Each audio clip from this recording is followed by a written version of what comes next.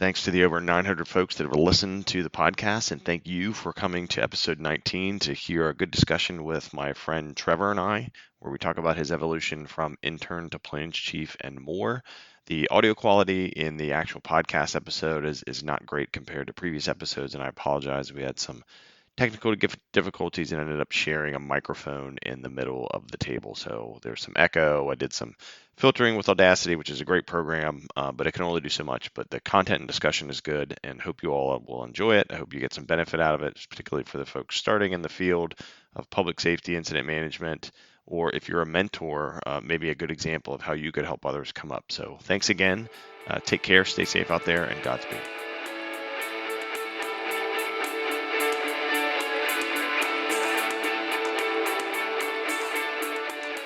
Between the Slides, episode 19. I'm your host, Kevin Pinnell. Today's episode, we're calling From Intern to Plan Chief and More with my good friend Trevor. We're going to go back kind of to our original format with the Golden Circle model, covering the why, how, what, and we'll learn about Trevor, his journey from being an intern. We first met when he was an intern with the Incident Management Team. I've talked about a few times during episodes. Worked his way up through a lot of different things I'll let him expand on, and now is a law enforcement officer. And we'll get into kind of some of his background, how he got where he's going, what are 5 things that Between the Slides 5 Trevor wants to share with other folks coming up in the public safety or incident management, working their way from a student. Let him, again, kind of get into what he wants to share, and then also that call to action. So how can we use these tips, or you all that are listening use these tips to get better, to get to the next stage of your career, your life? So I think you'll find as we talk through, it's not just focused on your job, really it's focused on other areas. So Trevor, thank you for being the first live action guest on the podcast. Good evening, Kevin. Great to be here. Good evening. You can say that, quoted him a few times, there's a little Jocko Willink props being given here, so good times there. So first interview was via phone, literally holding the phone up to the microphone with our mutual friend, Mike Snauder, also in the law enforcement business. So interesting. Gotta finally get some EMS and fire people here eventually. Maybe public health even. Crazy from my background. But so thanks for coming. So what did you want to talk about? Why kind of talking about your journey today from being an intern to where you are now?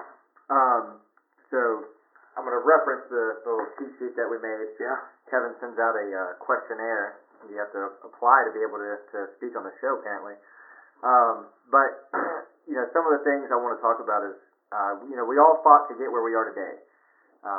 And I think some of the 5 things that I think helped me along the way, and I have to remind myself to revert back to those things, helped me improve as a police officer, a Type 3 planning section chief, an EMT, a future husband, a friend to folks like Kevin, and I kind of want to talk on those 5 things that I think really helped me go from that, working as an EMT in a high stress, high call volume EMS system, going to school full time while still working, taking on an internship with a very busy incident management team at the time.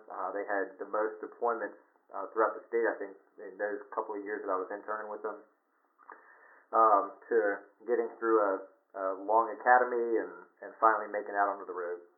Right. Yeah, it was interesting in those years because the team and all of us were developing our kind of what's our modus operandi beyond what's in the book that a Type 3 team should do, blah, blah, blah.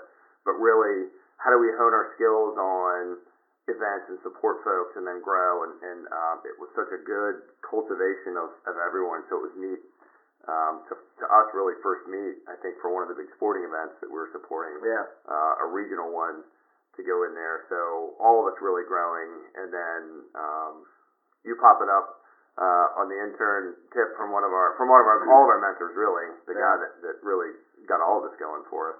Good. Yeah, the guy that I interned with was the founder, one of the founders of the Incident Management Team.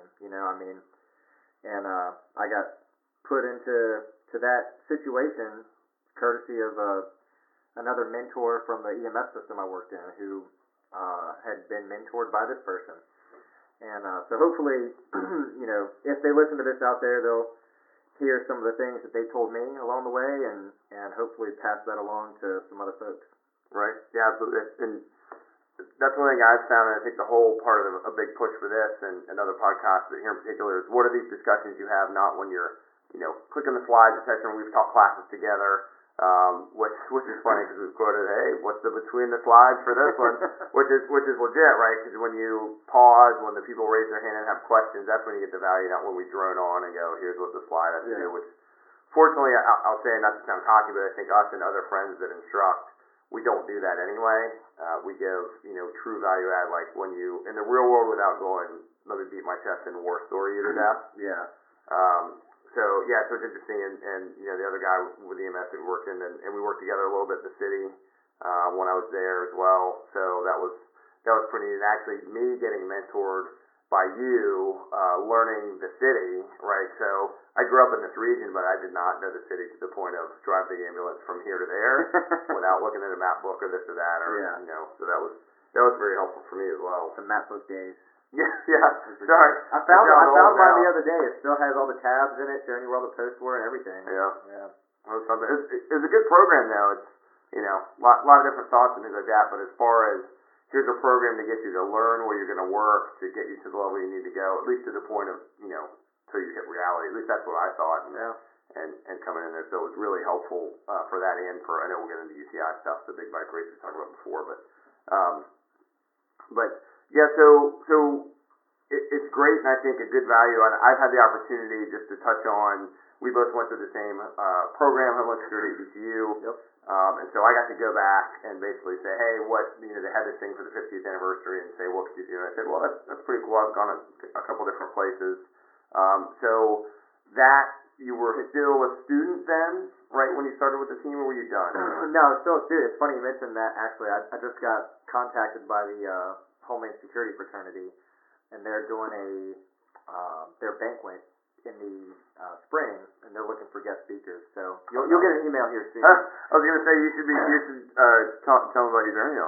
But they asked me, and they asked if I had any other folks that might be interested or willing to do it. So look out. That'd be awesome. You're on the list. What was the question? Really just, I think just that, right? That's the funny thing. We talked about this before. So, that when you're by yourself and you're doing a podcast, which I'm super new, this is 19, right? So it's super new podcasters. You're like, okay, what form do I want to fit? I've listened to all these other people that I admire, they do great things, and then and you and our other friends have given great feedback on, the name and the theme and how do you run shows, and the audio sounds like crap and this and that. And so that's been really helpful or good. It's gotten better now. Technical difficulties right before. Yeah. I don't have a studio. We're not wearing, there's no boom mics and all that kind of stuff. They don't know that. Yeah, totally right. Thanks to the magic of editing through Audacity, which I've shouted out many times. It's a free program that will edit this with, which is pretty awesome. But I think that's the thing about podcasting is what I've enjoyed, and I think a lot of other folks, is really, so there's some structure to it, but then it's like, be real, right? Yeah. So let's have the discussion. So pure metrics wise, the most popular beyond the intro when they see if I want to listen to this guy, right, or not, or the folks that are going to be on, like you and Mike, the only two guys I've had on, is Mike's thing, because it's somebody else. It's not just me going, here's what I think, to teach a class, but not really teach a class, yeah. and, that kind of stuff. Yeah. So it makes a big difference. But so many questions. So the theme, right, the impetus for this is between the slides 5 things. So started out with courses we've taken that we've taught. Some other things we've done, like best practice and kind of active shooter working together, Gettysburg leadership stuff. So what are 5 things people can take away? So really getting into that. For you, as you've gone through this, journey and growth, both, mentally, physically, all that kind of stuff, what's the first thing you kind of want to share with folks? Well, I guess what kind of got me to thinking about this, my why, Right. Why do I want to talk about this, is I was very privileged to have a really great mentors, who gave me opportunities to get training, encouraged me to seek those training opportunities and stuff like that, and that's my first between the slides item. Sure. Is basically always actively seek that training to improve yourself, and that kind of comes into whether it's free training, whether you're paying for it, is it cheap, is it expensive, it doesn't matter. Go get training somehow, some way. We started, my fiance and I started doing some yoga. Oh, nice. It's free. It's on YouTube. We can do it at home before dinner, just to get warmed up, loosened up, get the joints stretched out. Right. Have a long, stressful day, but always seek some kind of training to improve yourself. And that includes, start reading some books, listening to podcasts. I was gonna say. I know a great one, Between the Slides with Kevin Pennell. Oh. Yep. And go. But, that kind of stuff, always seek that training. And I think that's one of the things that we've always touched on is you fight how you train. Sure. If you train really well, I know you've been doing a lot of the jiu-jitsu, right? If you train, if you only give 5%, 10% in training, you're not really putting any effort into it. You're not going to do well whenever you actually need those skills. Right. So that training piece, I think, is important to me. I was reminded of that. I was out of the IMT realm for a little while while getting through the basic academy and all that kind of stuff. Sure. And just recently, I guess not that recently, but a couple months ago, I had the opportunity to go down to a huge search and rescue exercise in North Carolina. And that was really kind of my re-immersion back into the incident management team realm that I had been out of for about a year and a half. Right. And it was really great to get back into it. And I started remembering all these little tricks of the trade and little things that I had learned over the time, but I hadn't actually knocked the dust off of those skills in a year. Right. I was going to say, was it like riding a bike, but kind of not as smooth as you did when you were a pro racer kind of thing? Exactly, yeah. So I hopped on the bike and it took me a little while to start getting to moving, and then I wobbled a little bit and kind of leaned to one side and then the other, and then after the first day I was back up and, we were going full speed ahead, but, always seek that training. It's important.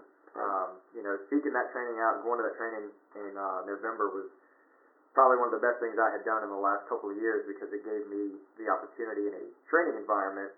We're not talking about bullets flying at you. We're not talking about people dying. Right. We're in a training environment, so there's some artificiality there, but the process is always real. The process is what works, so I got to work that process several times, get those interpersonal skills brushed off again, right? Yeah. How you manage your relationships with other people, which we'll talk about later as well, but that kind of stuff was really beneficial to me. Right. So. And the free in the first first three, right? Because 700, 100, and 200 are all free online, right? It's when you get 3 and 4 and up for the Incident Command System classes. Yeah. So covered those on early podcasts, so go back and listen to those, betweentheslides.com. Has episodes listed, or iTunes, Twitter, or Stitcher, Spotify, other places anyway. But to that, so that's a great place for people to get started. And actually for other classes, like you have to take those.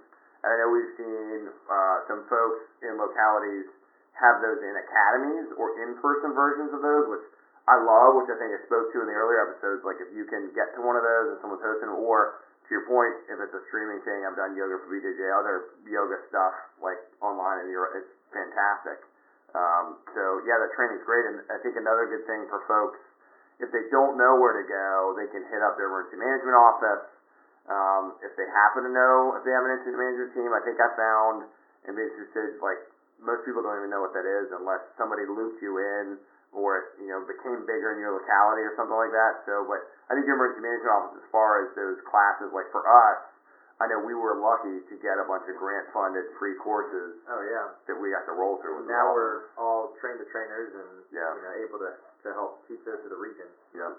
Which is a huge deal. And to do that, like looking at, again, our guy getting into the next thing, so it's easy, I found, and had good reminders both as, as a husband, a father, being new, getting more educated of finding your humility, right? So going, okay, so I was this new guy, now I'm here, now I'm teaching, now how do I balance? Again, I mentioned, nobody loves I'm going to kill you with war stories, and you have to do it this way, and kind of getting your neuroses of, well, I do it like this, and just going, what's the end result? Let's just make you successful there. Yeah. So I know humbleness is a big thing for you. So looking at your second kind of between the slides thing, how did you do that? How has that shaped you from, particularly because I remember seeing you at first, and you're very different now than, as an intern in a room. A little less arrogant and cocky?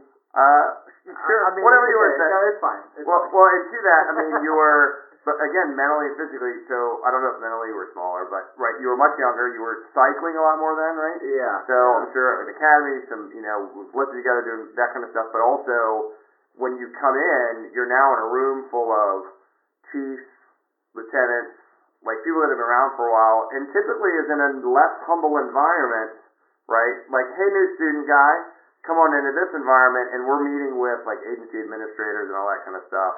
So how did that shape you to get to where you are now? Because I would imagine you have to carry that to be humble when you're looking at someone that's not necessarily nice to you. Yeah. When you're in uniform these days. Yeah. No, I struggled with that when I was younger. We'll just say that. I think we all do. Like you're like 19 years old. You're a medic. You're out there saving lives. Like right. You carry a chip on your shoulder. You probably shouldn't, but a lot of people do. Sure. I certainly did. And in that environment, a lot of people did. Especially, yeah. Yeah. But I did, and like I had several good. I have to censor myself. Several good butt chewings. That really, it was eye-opening. Right. One of them was in field training in my EMS agency that we worked for. I got a few good ones. And as I've gone along, it's really, when you join a paramilitary organization, correct. Like there's no room for egos. Whenever you're the lowest man on the totem pole, you are the lowest man on the totem pole. Right. It's you have to listen to what they say. But I think the big thing, you have to be aware of the bigger picture. And over the years, I think the big thing that helped me was my incident management team experience.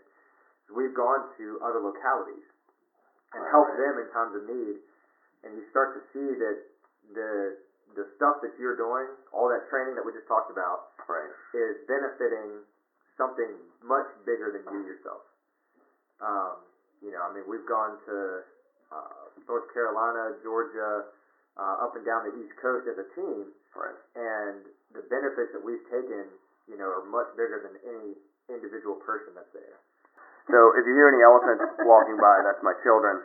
We're recording it, not in the garage, not in the ops center today. We're in the office while 3 kids are going to bed, so they're loud. So, Trevor, you're talking about the benefits that we all got from incident management stuff that relate to what you're doing now in your journey? Yeah. Staying humble, and so how we, travel up and down the East Coast was really beneficial to kind of bring that bigger picture in. And now, after a while of doing this and taking a step back, and see that if you place the team and the objectives above, an individual, the operation benefits significantly. Right. Yeah. I think that's probably one of the most important things that I've taken out of that is that it's not a me or you. It's an us, a team. What are the objectives? How are we accomplishing those? Those have to be above all else. Like we say in our classes, right? Like, right. We're all there to support operations because operations is the boots on the ground doing the work. Right. And so that's kind of the mentality you have to have of that being humble. It's not about you. Right. And I was just saying, you can kind of see that, the sticky exercise we do when we help people make objectives. Yeah. Because everyone's like brainstorm, and then they get a little fight for whose is whose, and then you're like, okay, everyone, how would this meet everyone's needs? Yeah. And so they start to go, oh, well, yeah, that works. Yeah. And every now and then, some people won't let go of it. Yeah. That's people got to let go of the pen. Yeah. Plans jokes. Well, there you go. Yeah. In planning, don't ever give up the marker of the pen. But yeah, and like so, when it comes to that, placing yourself below the team and the objectives and working on that, you've also got to recognize the time and place to choose those battles. Right. Which leads us to the between the slides 3 that we were talking about. Right. Yeah. Is choosing your battles. And that's something that I also had to learn with time and experience and having some really, really bad ones. Right. And but and those battles are anything from confronting a superior, whether it be another coworker, your boss, or something like that, or even just confronting somebody on the street about that. I mean, you just never know. But when and where to choose your battles, always have that game plan if you can. And obviously, the role I'm in now, life and death situations are more common. Right. And so if you can wait to choose your battle, if it's not like a life or death situation, talk about it once emotions have come down a little bit. We had a high risk situation, probably 50 or so police officers on scene, canines, all this kind of stuff. And Mike and I talk about this a lot, but we were applying that typical canned response that Mike discussed. Right. We threw a bunch of cops at something and we hope that it works out. In episode 7.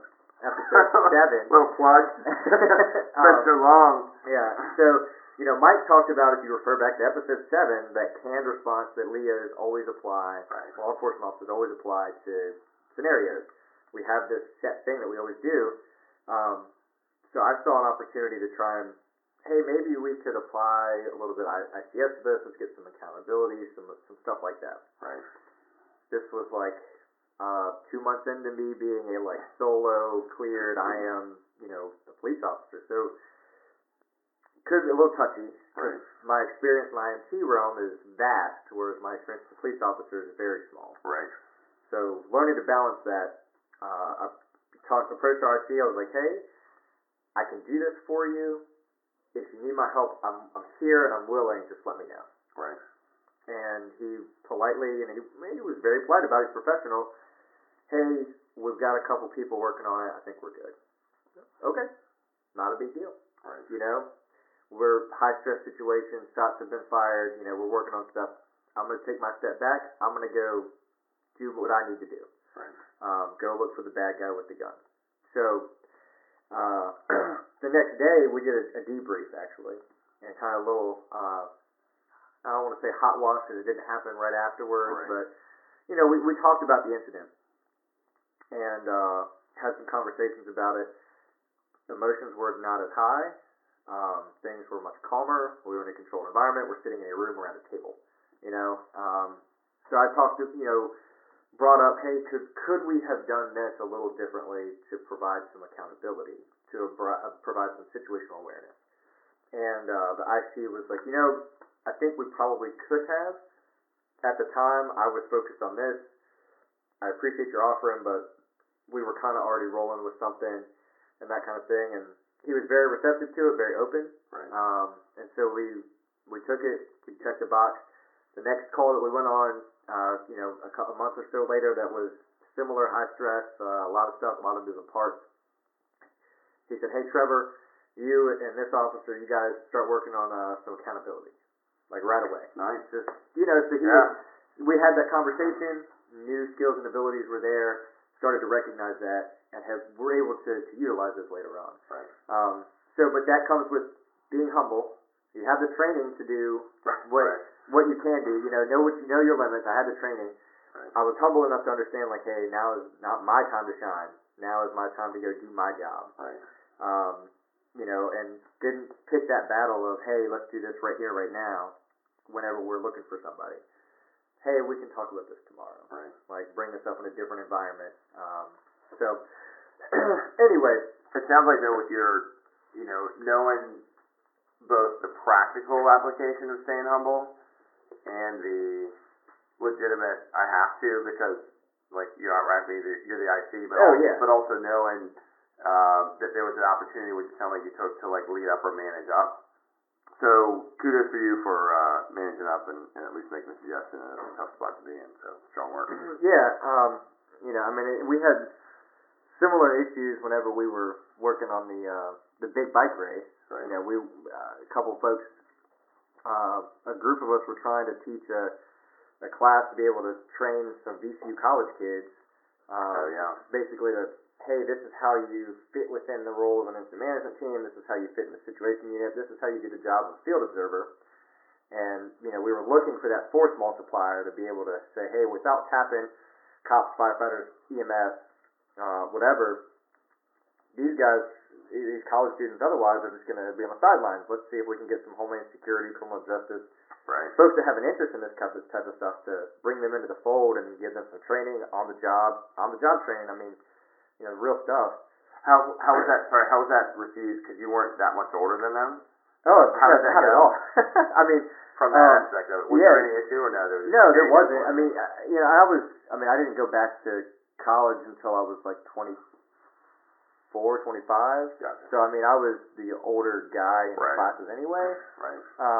Because I guess they never allowed, everybody's like 19. You're like, hey, I'm going out to grab a drink later, and they're like, yeah, I can't do that. Right. And you're like, oh, this is weird. But whenever we were trying to do that, we had some issues just with one, presenting the idea and getting it signed off by agency administrators. Right. Yeah. Two, we had to come up in the middle of all this other planning, come up with a course curriculum. Right. Get it approved by a university. Put on a class, a night class. We did, I think it was like 4 or 5 weeks, twice a week at night, for like 2 hours. But we had to choose which battles we were going to go after. What was more important to have, and how were we going to do it? Luckily, a lot of people came together to make that happen. Right. Whether it was folks from another police department that were able to do the background vetting. Because we weren't willing to take that battle to one locality, but another locality offered it up to be able to do it. So realizing the strengths and weaknesses, the battles that we could choose, how we were choosing them, is important. And I think all that ties back in. Stay humble whenever you start looking at these things. Realize, hey, you're the new beat cop working the road. Sometimes you just have to stay humble. Right. You don't really have a choice. Right. That's okay. Interesting, because you already had relationships with other people from the team. But then it's like, I gotta do my core job. Yeah. It's cool to see you. So, and imagine, with other similar folks, like it, say they came up in something else and they knew folks from their other profession or whatever. So, is there a lot of pull or influence sideways, kind of like that?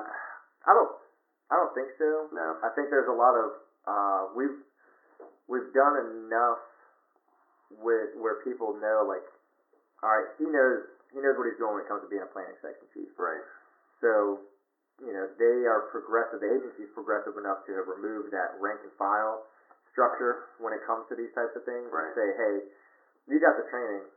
We don't care. Right. You're not doing the job of a cop right now. You're doing the job of a plans chief. You know how to do that better than I do. So you go ahead and do what you need to do. Which sounds like the ultimate model, right? Like everybody should look at that. Yeah, I mean, it's so far. I mean, I haven't had any issues with it yet. I don't think I will. I think for the most part, people are open, receptive, and understanding of all that. Nice. So it's been pretty good. Nice. It's been pretty good. But I mean, all that also kind of leads us to like the next one. Yeah. Between the slides number 4 is learning from those around you. Right. And for me, taking in all those experiences over the last couple of years being on the road and stuff like that, learning how we as police officers react and respond and do things, helps me be able to formulate plans and work with people within an IMT when it comes to law enforcement-centric operations. Right. Another great inroad, like we know Mike has been the front runner, 1, because he's competent, and 2, because he's a cop. Yeah. Which he will be the first one to tell you. Because, again, throwing it out there to be honest, law enforcement is typically a little behind in the ICS game. Yeah. And that's, plenty of folks admit it. Some won't admit it, but let's be honest. And I mean, I think you talked about that in between the slide 7. Yeah. Episode 7. Shameless reference again. Mike Snotter, episode 7. But yeah, I mean, it's one thing that helped me was, learning that role as a Leo and applying that to ICS, which Mike brings up time and time again, is not always the best, but you have to improvise, adapt, and overcome, right? Right. Because, like, we still have our canned responses. This is what we do, and we're trying to get over that. Right. And recently we had a high-profile event that we applied our ICS response to. We established an incident command structure. We utilized NIMS and ICS. We had a unified command with fire and other agencies, and nice. And it worked. really well. Like Crazy. It was it was great. Right. So learning from those around you though, find, if you don't have a mentor, find a mentor. Right. I have been very privileged to have great mentors. I still consider you a mentor to me. As we go through, we're friends, we're colleagues. Right. But there's still stuff. When it comes to your marriage, your relationship, being older helps. Being older helps. Yeah. But you guys have a very healthy relationship, and raising kids and stuff like that. At some point in time, I'm gonna be like, Kevin, I need your help, man. I don't know what to do. I'll tell you, brother, that the healthiness comes with challenge. Yeah. For sure. Like, if anyone's like, yeah, we've just been great forever, I think they're lying. I'm just gonna be honest with you. Yeah. But we are in a better place than we have been. Yeah. But yeah. Shout out to Wendy. I appreciate it. Oh, she's great. 100%. She'll be on at some point. Yeah. But learning from those folks that have mentored you. If you don't have a mentor, find one. Right. How did you find? So how did you find one? So how did you get hooked up with a mentor as an intern with the IMT? Was it posted somewhere? No, this was completely born out of a whiteboard session with a gentleman who, I'm trying to think, I think he was a lieutenant at the time at the EMS agency that we worked for. He doesn't work there now, but he. I went to him and I was like, hey man, because he was very involved in the incident management team. Right. He was a very forward thinker. He was very aggressive. He was a go-getter, right? Like he was getting after it every day. Cool. He was in shape physically. He was mentally sharp as a tack. Right. He was on point. So I went to him and was like, hey, this is what I need. I need some type of internship. I need to break into this. I need to figure this out. And I said, I would like to actually intern with you. Let me shadow you, We did some talking and working, and we're like, that might not be the best idea just because you work here, but also that, like, some paths cross, and that's going to be messy. He said, but, let's sit down. And we actually made a gigantic brainstorm. I saw the picture. We made a huge, brainstorm. We threw a bunch of stuff up on a whiteboard and draw a bunch of circles and lines and said, these are the things that I want to learn about. This is what I want to, open myself up to. And he was like, all right, I think the best thing for you is probably going to be with this guy that I know who helped start the incident management team. Nice. And I was like, okay, well, who's that? Let's figure this out. So we had a meeting one day. I think we went to lunch, and I presented everything. I was like, hey, this is what I want to do. Here's the paperwork from the college. I got to do X number of hours, whatever. And they actually got me signed up to be technically a volunteer through the fiduciary agent for the IMT. That way I had some liability coverage in case I did go out on deployment, some additional trainings. But that mentor really pushed me to seek out trainings. He sent me, I was 24, 25 years old. We did a smaller biking event here in the city, and that weekend he was like, hey, Trevor, I've got one other person that's getting ready to go up to Fort Indiantown Gap, Pennsylvania for a huge exercise. Oh wow. Like type 1 type exercise. Big exercise. Right. So I was like, all right, I don't know what that is, but it sounds great. So we drive up and we pull in, and there's Osprey doing touch and goes, and guys in hazmat suits doing work. It was to this day still the biggest exercise I've been a part of. Nice. And that was like the first exposure I had to the incident management team. Oh wow. That'll get you. And so immediately from then on, you're hooked. Like, you can't get away from it. Right.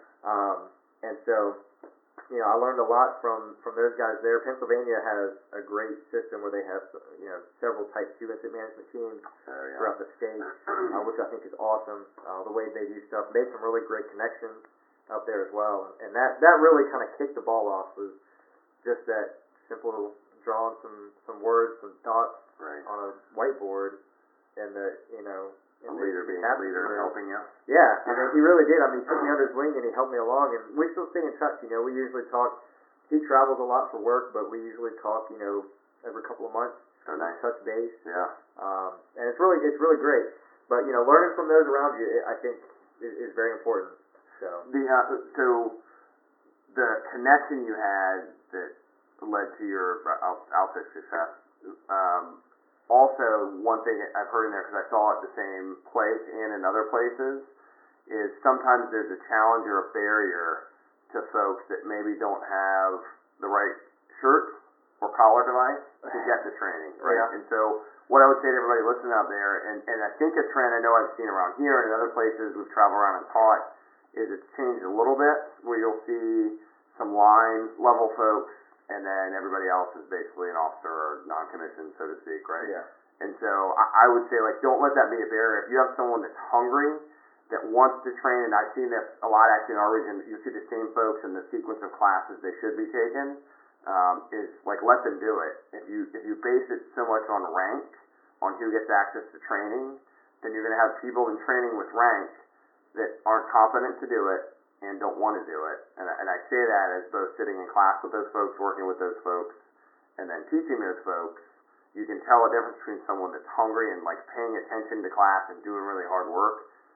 And so it sounds like you were fortunate to have both, someone that was like, oh, cool, this guy's interested, let's get him hooked up, but it's going to be a different avenue. So it wasn't, no, you can't because you're not this level. Yeah. Right? But also taking consideration stuff you have to do.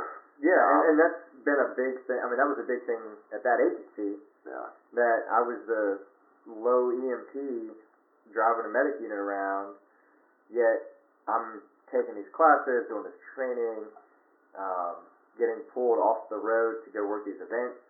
Right. Because I had the training experience that I obtained through other avenues. Right. So, a little bit of almost kind of going around the issue, right. I didn't bust through it sure. at the time, because there was a lot of stonewalling to bust through that. You're not going to bust, even to this day, it still hasn't been made. Right. And that's not unique. No, right. it's not. It's everywhere. But from there, but we were able to go around that right. and figure out a new way to do it. So I was fortunate that happened, because I think that's led me to a lot of different places, meet a lot of different people, make some really good friends, really good connections up and down the East Coast, across the country. Right.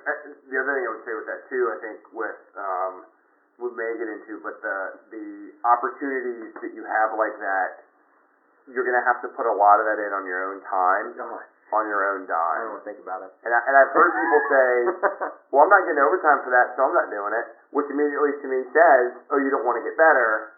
You're not and then hungry. when we've gone places, you're not hungry. You're not better. Yeah. Like it shows for sure. So again, we say this. I think I've said it in every class. May have said it on it. I don't even know if I've said it on other episodes, but like all the stuff that you said, and in particular, knowing like there's free stuff and there's time stuff you're gonna have to do if you really want to get better or get into this area that is on your off day. Yeah. That is you're gonna be paid in smiles. Absolutely. Like that's what you're gonna get. And you're gonna get the feeling of knowing that when I go back to do my job later, I can do it better. Right. Totally. The first training I went to, up in Pennsylvania. The other guy and I, Craig, we paid for hotel and food. Right. It was what it was. Sure. But I wouldn't trade it for the world. Right. And what you take away is way more valuable. Oh.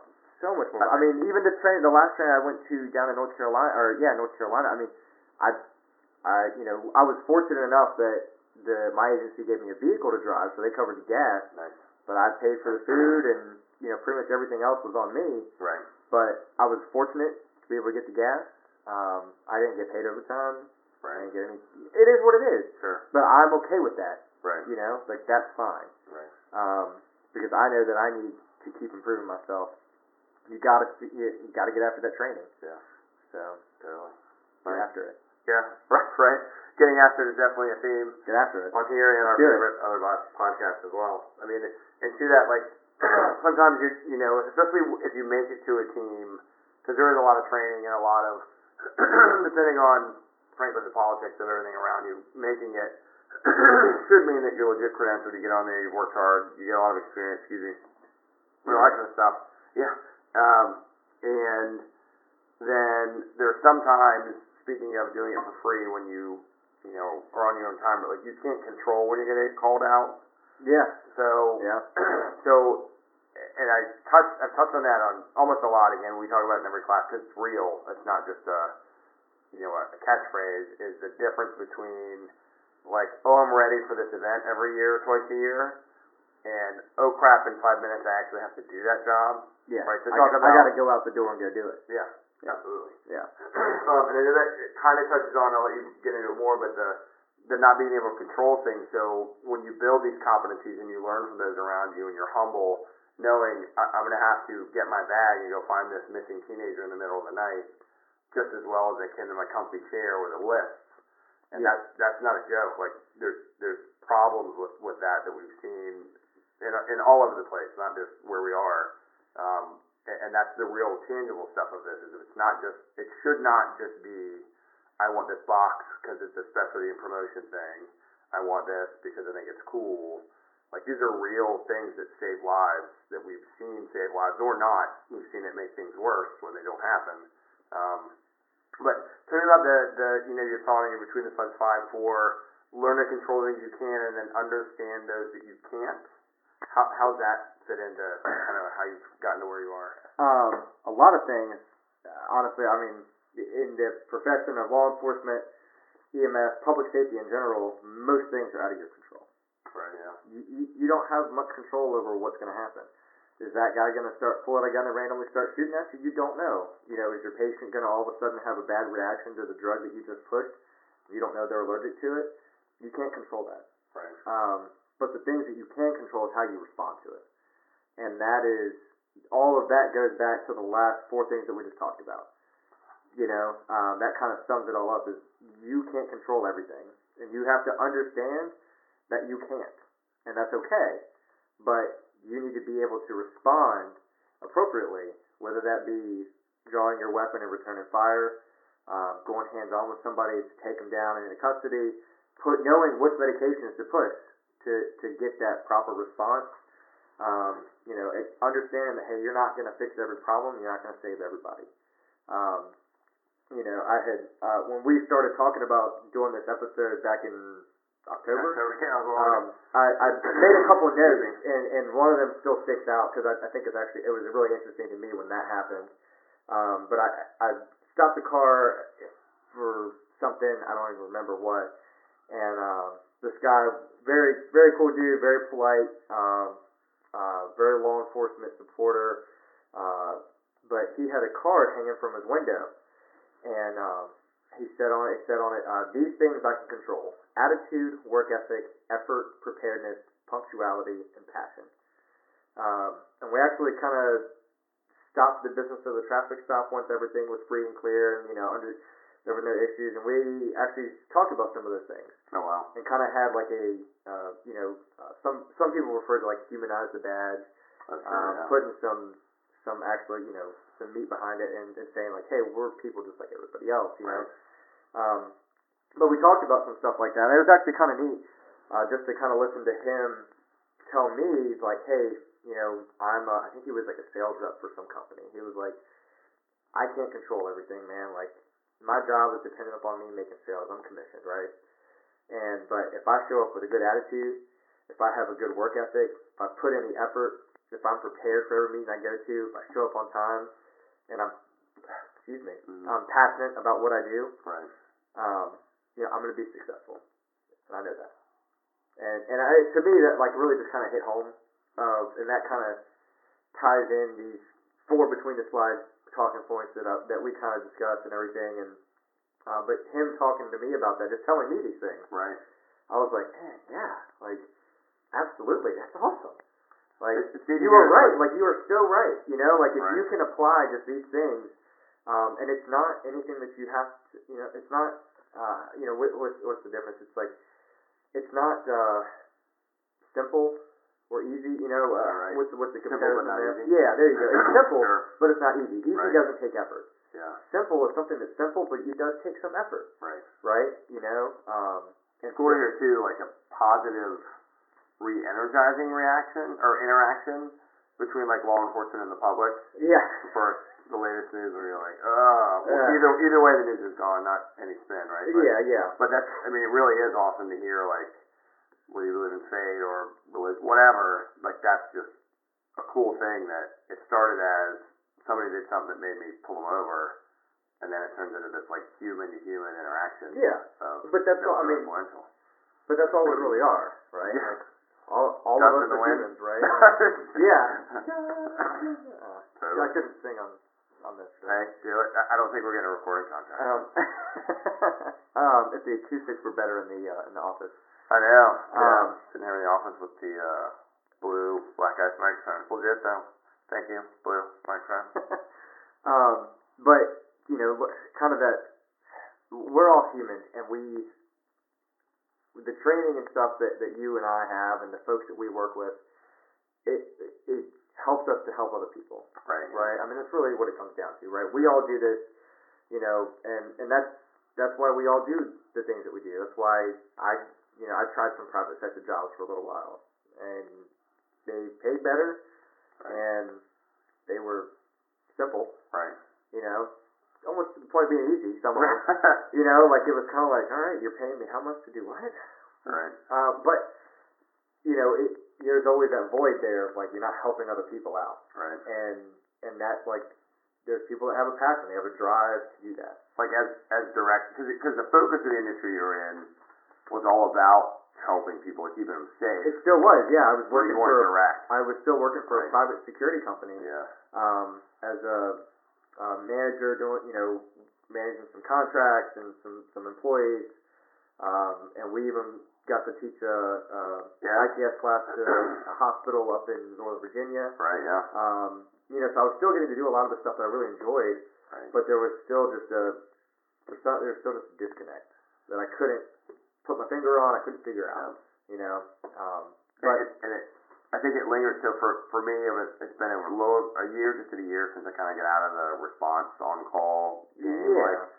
And to that even now, I'm like, okay, so I'm moving soon, right? I'm looking, I'm like, do I want to start running again? Do I want to do this, that? Do I want to get back on the squad? There's a reason. Do I want to join the fire department? For me, I got out of it, but I totally, and other folks listen, public safety, military, like totally, that is a thing that's just there. And it's interesting, I think, I remember what store I was in or something. Like there's a thing whether you were in, particularly law enforcement in the military or public safety in general, depending on, frankly, how much you get after it. So you have a stance and an awareness and you pay attention to stuff, right? And you're less meek than most folks walking around, I will say, and I'm not saying I'm any sort of special thing. You're not the sheep. Right, but you, like I stand up and I pay attention. I just like Jordan Peterson, first rule, head up, shoulders back, be confident, right? That changes the game in many, many ways. Yeah. And to that, it's just, this one guy was like, hey man, were you a cop, were you in the military? And I was like, oh, I was a corpsman in the Navy. I was like, yeah, you can't wash that stuff off. I was like, that pretty much encapsulates it, right? Yeah.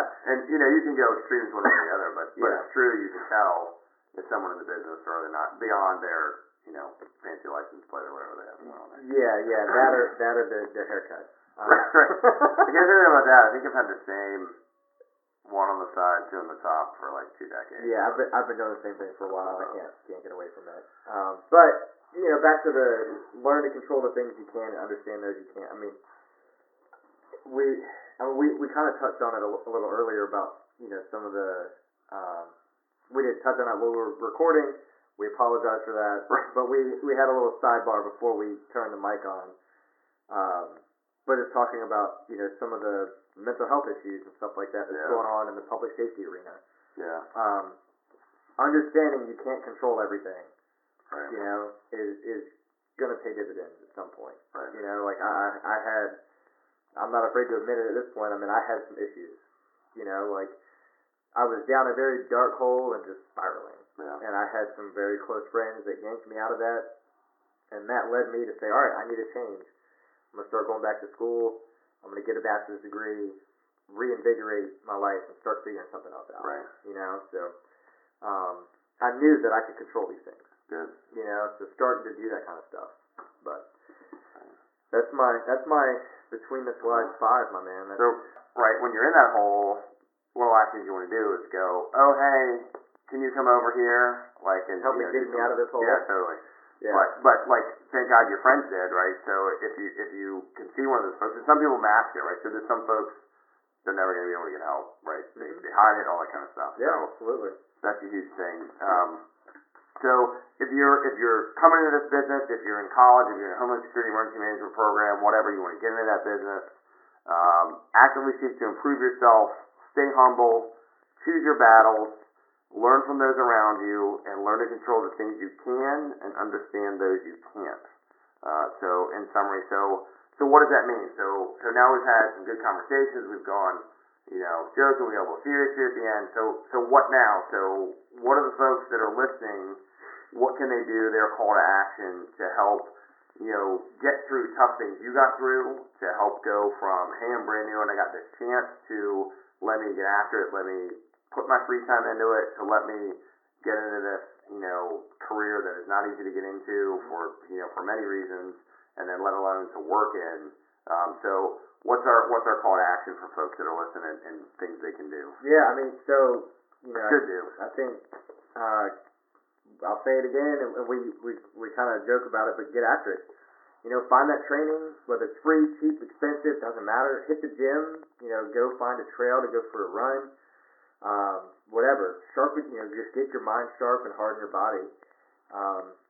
As far as doing some other stuff, whether it's a full-scale scenario that's played out, and you got people moolaged up and all that kind of stuff, or a simple mind game, they kind of ingrained this in us in the academy, but it can benefit you. All right, if this happens, what am I going to do next?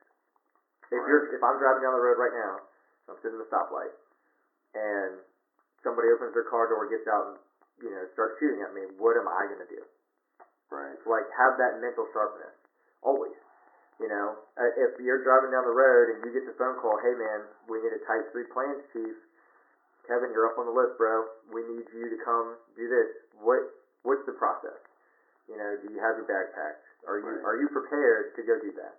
Right. And then take a step back, ask yourself, are you doing this for you or for the betterment of the whole?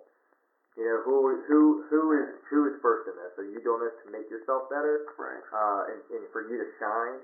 Or are you doing this to make the team shine and put the objectives first, accomplish the mission, accomplish that goal, find the missing person,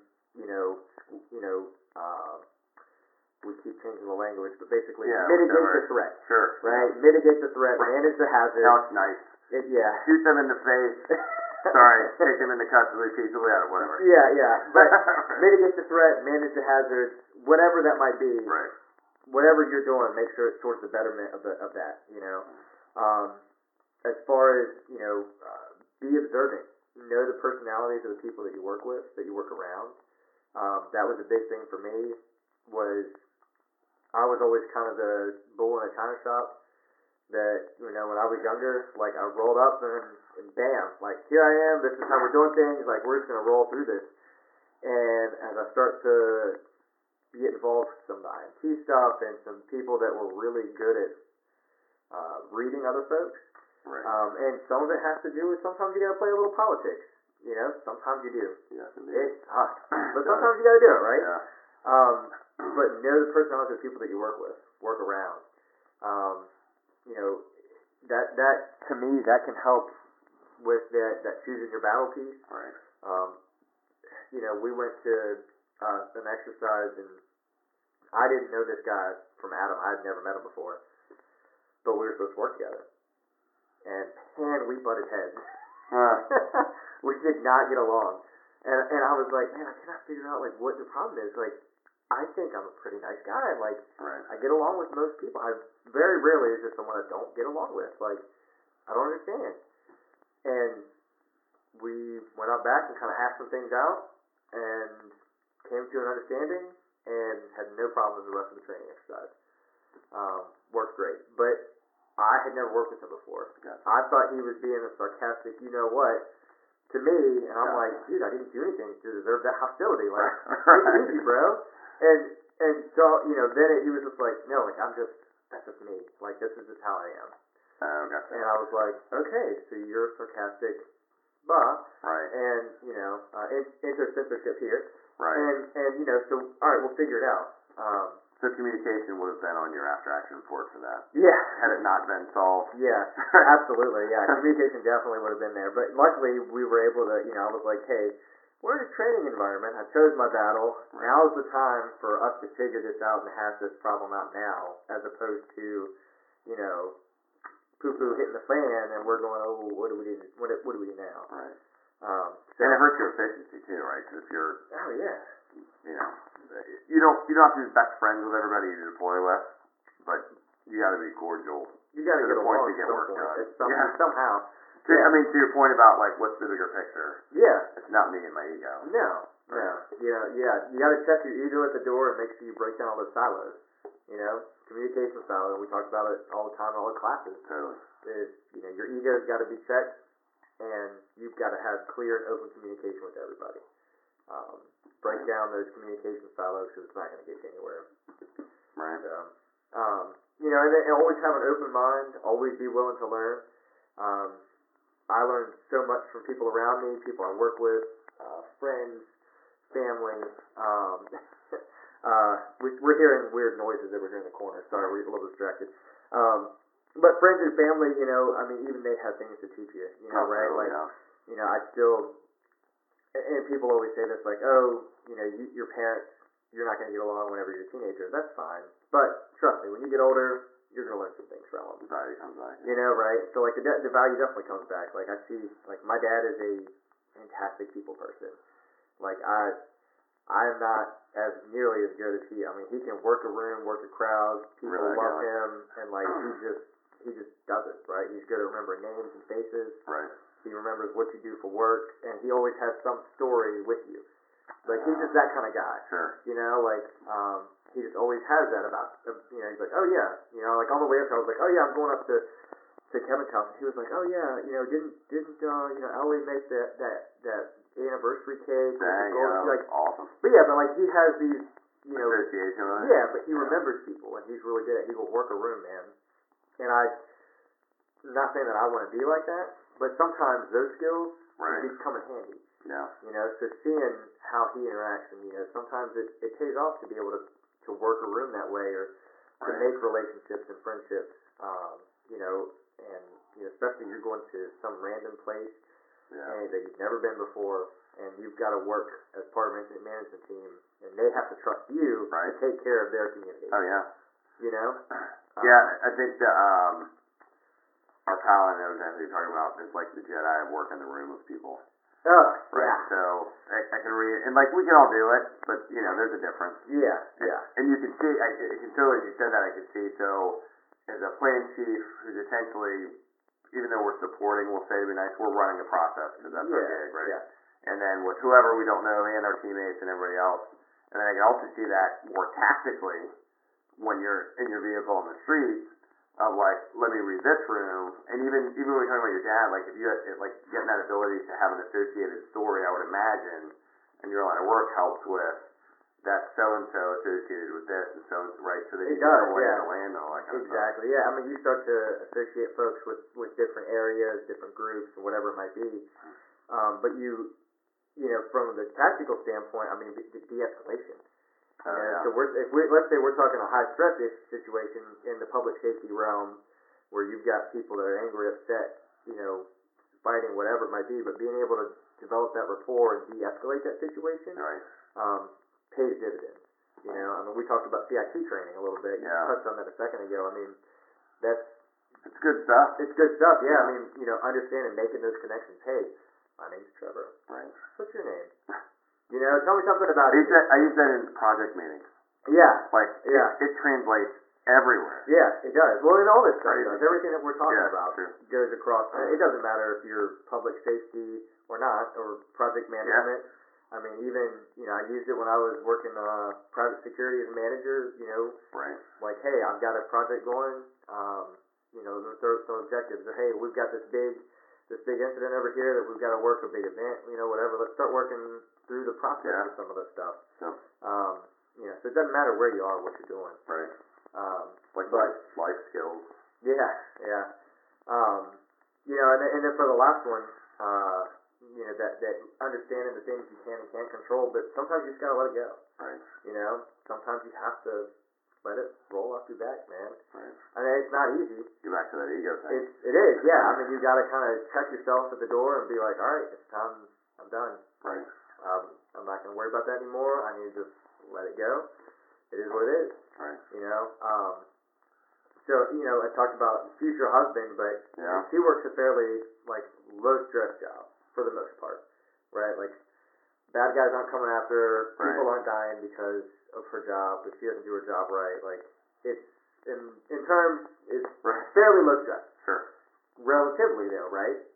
Like, to me and you, that might be low stress. Right. But for her, like, that's a big deal. Like, sometimes, she had a customer call and, yell at her one day. Like, she calls me upset, and I'm like, that happens to me every day. Like, Perspective. what do you mean? Why is this a big deal? And then, it took me a second, and I was like, wow, you sounded like a jerk. Like, that's a big deal to her. Yeah. Like, it is. She can't control that. Right. And it's the same way, for things that I can't control, it gets me a little irritated, right? Like, when this shouldn't be happening, but I can't control it, you're like, man, I just want to get control of the situation. And she's got someone on the other end of the phone yelling at her about her job, and she's like, I can't do anything. Right. So it's a little stressed out. But sometimes you have to let those things go. Understand that there's nothing that you can do about it.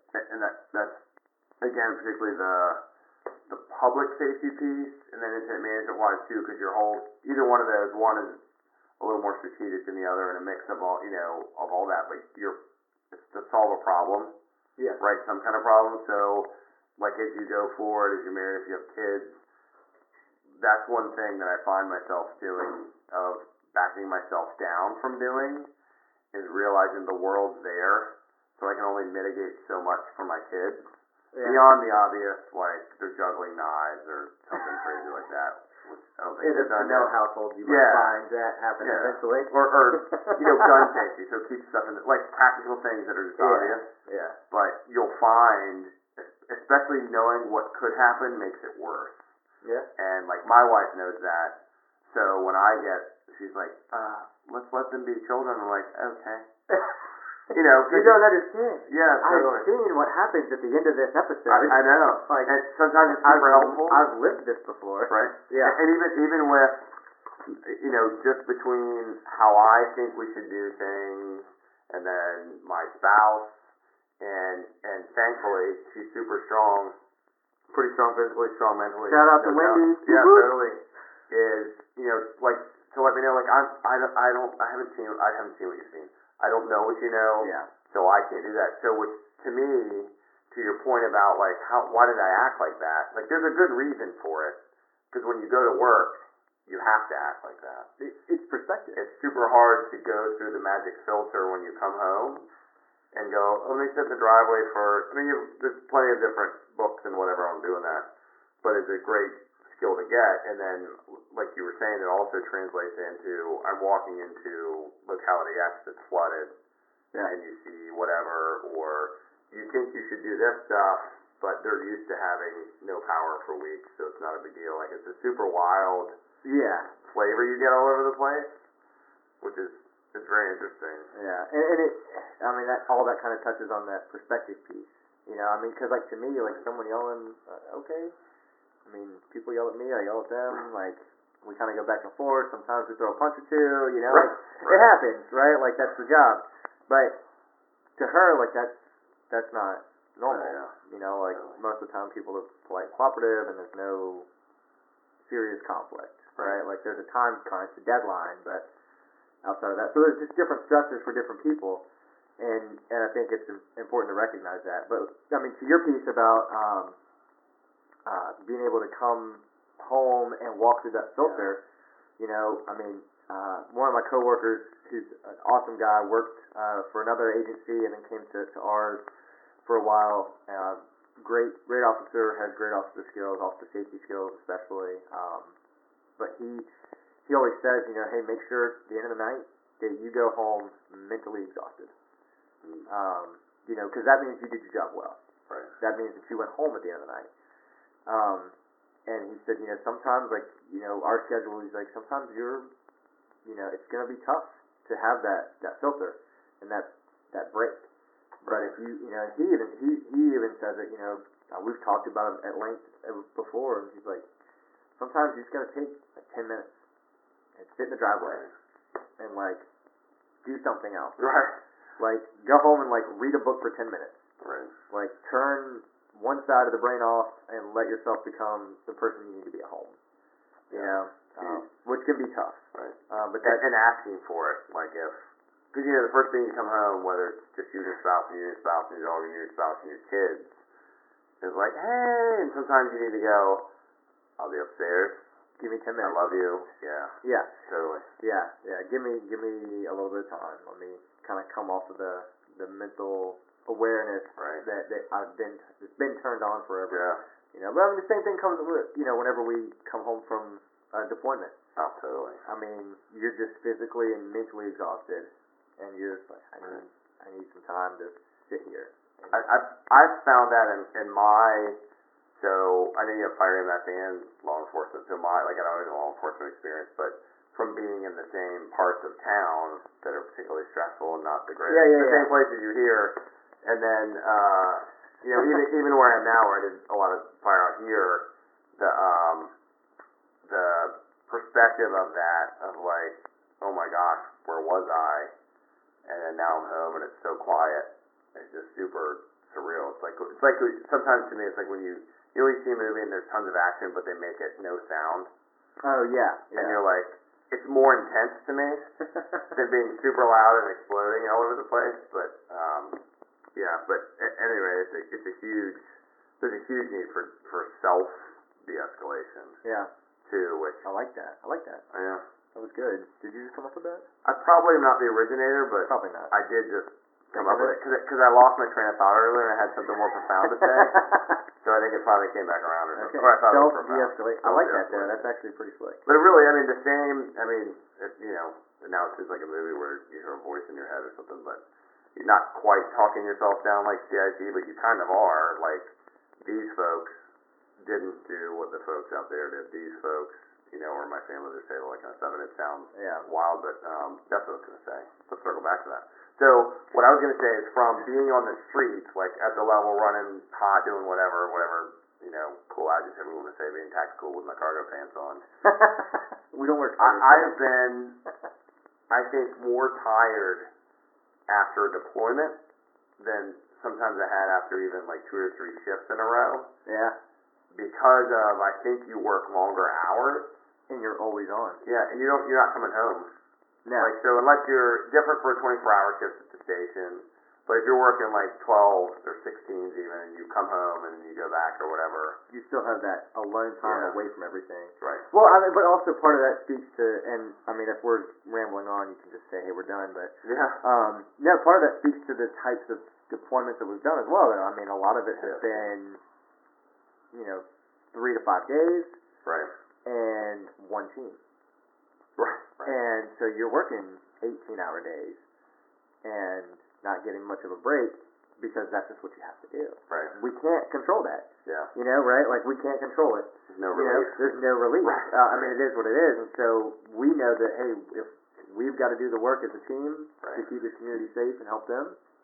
And so, like, you put in those 18-hour days and you don't go home. But then in your few hours that you have off, you're sitting around eating and with everyone else that you're working with, and what are you talking about? Right. The same incident that you're on. Yeah. So there's really no, like, true, I guess, downtime. And It is great bonding, too, though. It is. I mean, absolutely. It's the closest to being deployed, like, in the military than it is. Yeah. Because it is a deployment. You even call it the same thing. We do. But, so, folks, get after it. Take a step back. Am I doing this for me or not? Right? Some action things. Be observant. Be willing to learn from everyone at every level. Right? Whether you wear a white shirt with a big heavy collar brass, a bunch of stars, or you just got out of the academy, you can learn from each other for sure. Let things go. And I think in particular, and I know we're kind of, Trevor mentioned the rambling kind of end, but it is hugely important for everyone that responds all the time, that's on call. You gotta de-escalate yourself. You have to, right? Or I suggest, like, find something else to do, right? Or recognize you need to go talk to somebody about it. Yep. Or do something, because if you don't, it's not going to work itself out. It's just not, right? And so, going heavy on the ending here, but, we'll bring it up. I think this is great. Trevor, thanks for being the first live in person. Thank you. Yeah, it's pretty cool. This is, I hope good stuff. I hope you all benefit from it. Look forward to your feedback. BetweenTheSlides.com, hit the, I'm going to tell you where we are, but is there anything else you want folks to know? I think you gave a lot of info, but anything else you're involved in that folks need to know about? No, I don't think so. Right. Watch your six, man. Yeah. Always watch your six. Head on a swivel, no matter what you're doing. So. Right on. Well, I am at PSC to PMP not on Twitter. Actually, I stopped doing Twitter. It seemed a lot to keep up with. Yeah. Instagram though, and Facebook. So, and again, a lot of those following suit to like Joshua and other folks, Joe Rogan, sharing, good stuff, right? No duck bill pictures. Just goofy things, maybe some food or whatever. But look forward to feedback. Thanks to everybody that subscribed, that is listening, that got a subscriber on YouTube for the channel. We'll be adding more to that. We were just talking about that, Trevor and I and one of our other friends, of more of the tutorials about how do you do these forms, but they're animated, so sometimes it's easier to just see things than obviously just hear them. So thanks again. Stay safe out there for everybody on duty, whether you're in the U.S., abroad, etc. And if you're not wearing a uniform and you're doing, office work, all this stuff we talked about applies. Hope that is kind of clear in each episode we do, and you all stay safe out there as well. And that's it. Godspeed. Thank you.